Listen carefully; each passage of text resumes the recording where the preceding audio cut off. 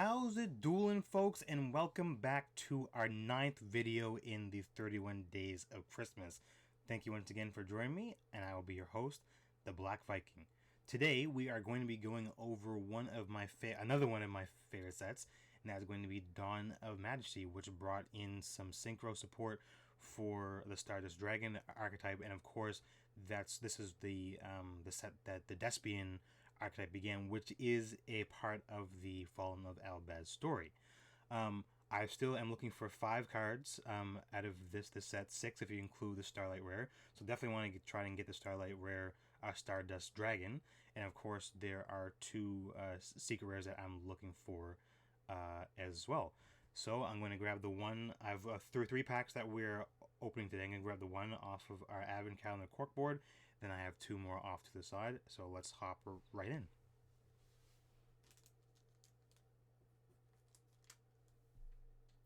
So out of our first pack from the corkboard, we have... Also, this Dawn of Majesty is one of the 100 card sets as well. So we do our pack trick. 1, 2, 3, 4. So out of pack number 3, let that focus a little bit. Yep, we have Goki finishing move. We have Gunken Suship Ikura. We have Clavix the Magic Key Sky Blaster, which is like one of those, like, you know, those good vanilla monsters, because it's a level 4, so you don't require a tribute, and it has 1900 attack. So normally, for level 4 or lower monsters that have higher attack than 1900 typically have some drawback or summoning condition that's like not worth playing. So this would be a good vanilla monster, or is known as a better vanilla monster to play. Kind of like, for example, Gemini Elf back in the day was a 1900 attack 4-star monster. We have in Alvain the Essence of Vanity. We have Converging Wills Dragon. We have Monster Assortment. We have Dragon Lark Pyren. And our rare is not Flying Red Carp, but we got a Bee Trooper Scale Bomber. So our first one is a super rare, not bad. Yeah, Bee Trooper, one of the new insect archetypes that was released in Dawn of Majesty as well. Awesome.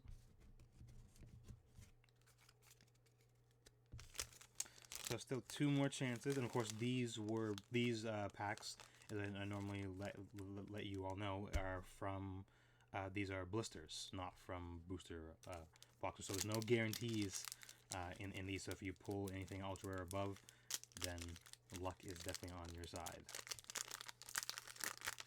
So in our second, so we have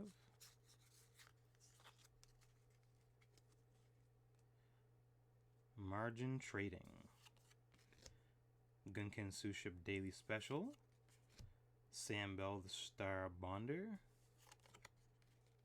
Branded Bond, so of course some more support for the Fallen of Albaz. We have Chronomele Acrembro Figures. We have a Dimer Synthesis. We have a Slower Swallow. We have a Pazuzul. And we have another super. We have Majestic Mirage. So this is some of the new support for the Stardust Dragon archetype. Of course, the nice thing about it is that I was able to actually pull the box art card, which is kind of like a retrain or upgrade or evolution of Stardust Dragon. So it was really cool as well. All right, so we got 2 super rares so far, and super rares are, and probably will be going forward, guaranteed, at least in the 100 card sets. So let's see if we can get an ultra or a secret in our 3rd and final pack, or even the Starlight Stardust Dragon, which would be amazing. So 1, 2, 3, 4. So we have Raten the Heavenly General, an Amaze Attraction Viking Vortex, another Another branded bond. A Gusto Vidir, part of the Gusto archetype. An Alien Stealth Buster. Another monster assortment. A Glacier Aqua Medora. So this is a really cool retrain of the classic vanilla monster Aqua Medora, like way back in the day. I think this is actually, yeah, this is the second retrain, because there was another effect monster that was Neo Aqua Medora. So this is a retrain of the retrain. So that's actually really cool. And then we have a Jar of Generosity, and our final card is a Dino Wrestler Iguano Draca. Alright, so not bad. Didn't get any pulls that we were looking for, unfortunately, but not too bad. I will try to open some more Dawn of Majesty at some point to continue and get the rest of the cards that I do need to finish off the set.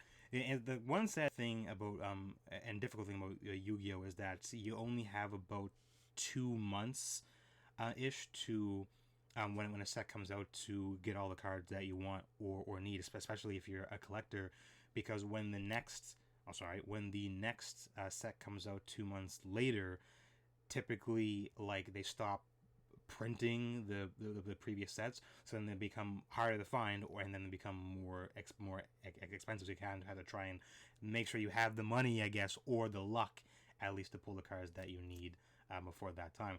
But luckily, I still am able to get Dawn of Majesty, even if just not out of the box, but even still like blisters here and there.